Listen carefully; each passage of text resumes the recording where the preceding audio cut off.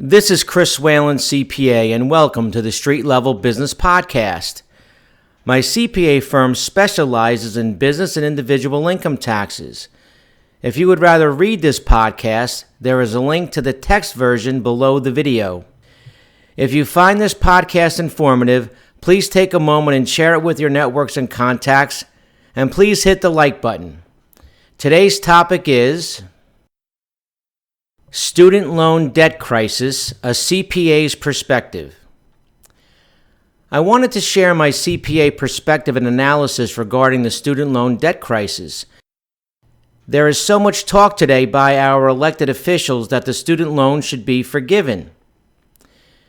This idea fails to recognize the reality of the transaction that is at the heart of acquiring student loan debt. Many times this reality is outright consumer fraud. The best way for me to explain the student loan debt crisis is with an analogy. Let's say you bought a brand new car for $100,000 and you took out a loan to pay for it. So now you have car loan debt of $100,000. You go to the car dealership to pick up your brand new $100,000 car and you drive it off the lot. 1 block away, your brand new car breaks down.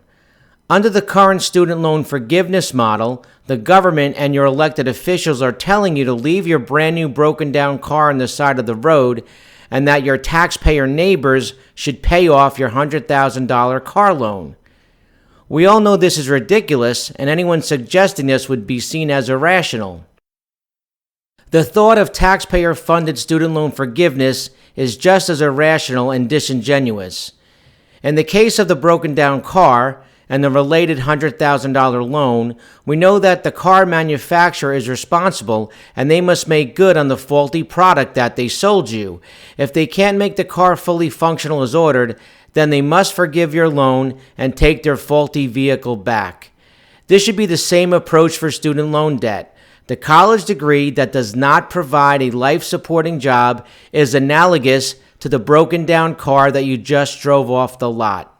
A 4-year degree or certification from a technical school must readily afford you a life-supporting job, or it is a lemon, just like the broken down brand new car. This includes living as an independent adult who can pay all of their own bills, including the related student loan debt. If you have a 4-year degree and are unable to live independently of your parents, you have been defrauded. And just like that brand new car, we know who sold you the defective and many times worthless degree. We have lemon laws in place for car purchases. We need similar consumer protection lemon laws with regard to college degrees. The educational institutions that sold you a lemon degree must be forced to take financial responsibility. They must be forced to reimburse you for any student loan payments you made already and to forgive any remaining student loan balances on the defective education they sold you. Remember, there is no government money, only our money and our neighbors' money. Just as you would never expect your neighbors to pay off a car loan for a lemon that you bought, we should never expect our neighbors to pay off a student loan for a lemon of a degree that we purchased. At a minimum, we all expect a 4-year degree to afford us a life-supporting job. This is universal. Ask any parent. Would you send your child to a 4-year school, taking on tens of thousands of dollars in student loan debt in the process, knowing they would not be able to support themselves upon graduation? Of course, the answer is universally no, and it should be.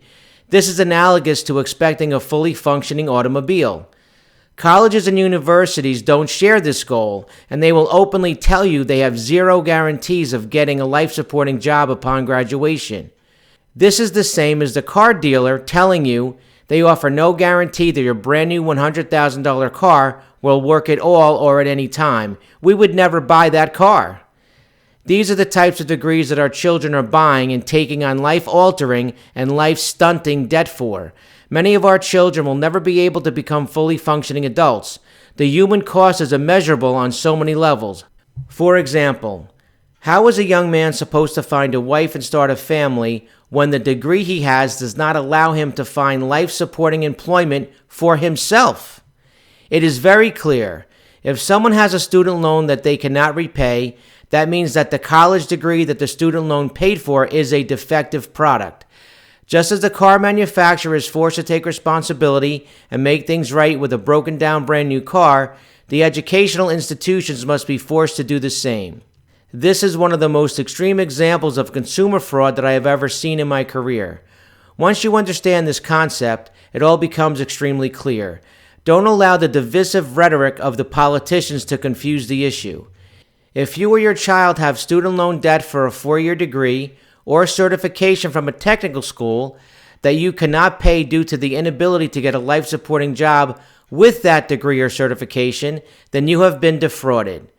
Instead of a taxpayer bailout, the politicians' focus must now be directed towards the educational institutions who defrauded us.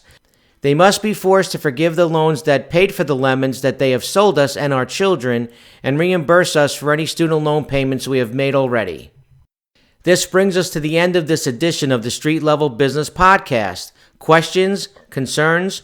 Call me on 732-673-0510. Thanks for listening. I hope you found this podcast informative. If you want to become a subscriber to my business and tax memos, please send an email to chriswhalencpa@gmail.com and I will add you. Remember, the moment you have a business or tax question is the moment you should be calling me. Have a great day.